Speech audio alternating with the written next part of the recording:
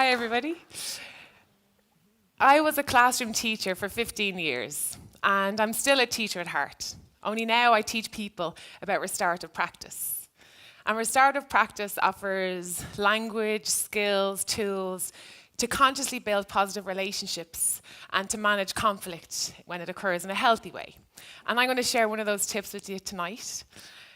I have done a lot of research in this area, helping teachers to implement restorative practice in their most challenging classes or with their most challenging students. And the positive outcomes have really inspired my passion and commitment for the work that I now do.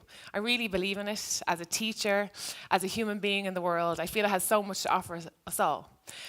And at the heart of the restorative approach are the values, the restorative values, such as empathy and respect.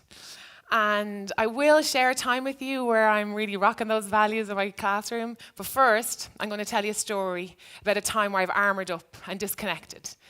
And this example is classroom-based, but any of you in the audience that has a teenager in your life might be able to relate to this scenario.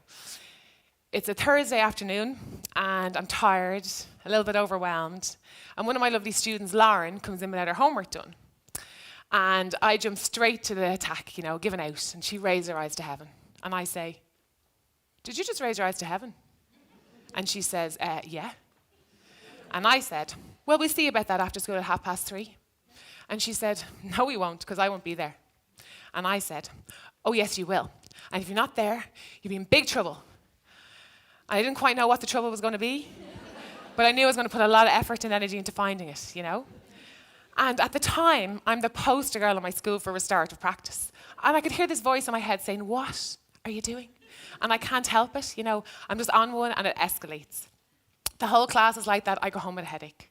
And in that power struggle with Lauren, I've disconnected from my values. I am not trying to connect with Lauren and cultivate empathy. I'm not modelling respect, which isn't something you hustle for, whether you have your homework done or not. It's just a given, because we are. I wasn't promoting accountability, giving Lauren power to be part of the solution. I was just trying to punish her and make her do what I say because I say so. Where are my values there? As a teacher, I've always felt that what we know matters, but who we are matters more. And I didn't like who I was that day.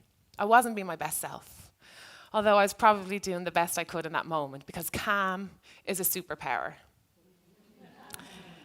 Brené Brown, an empathy researcher, and my very favorite TED talker of all time, by the way, maybe until tonight.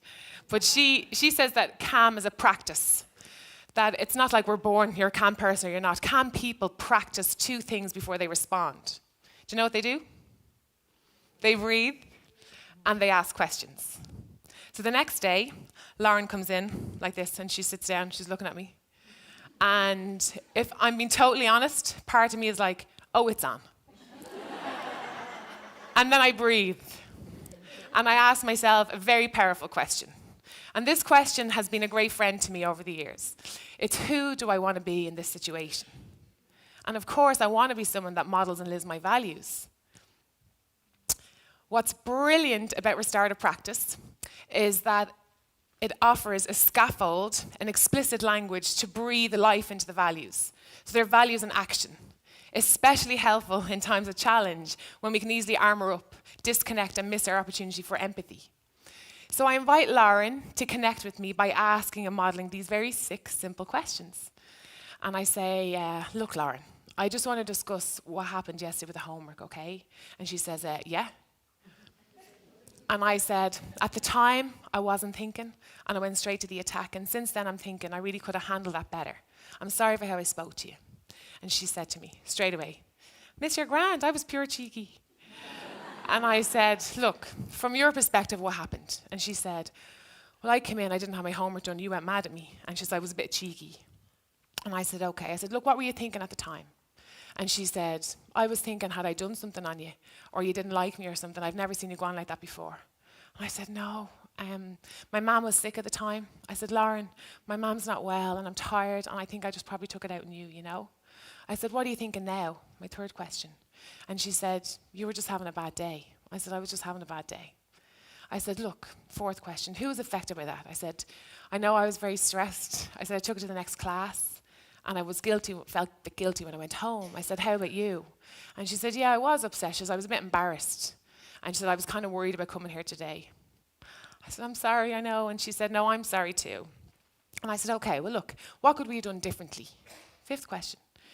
And she said, I said, look, from my perspective, I think I could have calmly said, can I speak to you at the end? I said, how about you? And she said, I could have told you at the start I didn't have my homework done. I said, yeah. Or like, you could have done the homework, you know? And she's like, oh, yeah. But we had a chat about what happened that the homework wasn't done. And our sixth question, what needs to happen next? And honestly, Lauren and I got on better since that day than ever. It was an opportunity to practice empathy. There's a huge empathy deficit in our culture. And empathy is something that we can teach. It can grow. But you need to cultivate it. And the restorative questions facilitate that. They do two things. They invite us to see each other's perspective, a key ingredient of empathy. And they allow us to feel with one another, which is what empathy is, to feel with others. I now work in schools, in organizations with teachers and students who wish to cultivate a restorative culture. But this is relevant in the classroom, in the boardroom, in the living room, wherever there's people and relationships. So I'd invite you the next time you find yourself maybe in a challenging situation or in a difficult conversation to practice calmness, to pause, ask yourself, who do I want to be in this situation? And maybe instead of saying, why is the dishwasher still full? Ask, what happened that the dishwasher's full? Or, why are you late? What happened that you're late? Why did you just say that to your sister? What happened that you said that to your sister? Or in my case, what happened that the homework isn't done? And it might just allow us to turn towards one another. People in the workshops and lectures I do often ask me, does restorative practice really work? And what they want to know usually is, does the other person change? And in my example, it might look like success lies in the fact that Lauren chose to work with me the second day. In my own practice, in all my research, there's huge evidence that a restorative approach maximizes the potential for this. But I'd urge you not to look at external outcome as your only lens or measure of success. Maya Angelou, my favorite writer, says that success is liking yourself, liking what you do, and liking how you do it. And the truth is, I really like who I am when I'm restorative and being who I want to be in the world. So for me, it always works. Practically speaking, the questions move us from blame and attack to empathy, the heart of difficult conversations. And on a personal note, I believe that spiritually, they move us from fear to love. And this is what I think our lovely world needs: more empathy, more love. Thank you.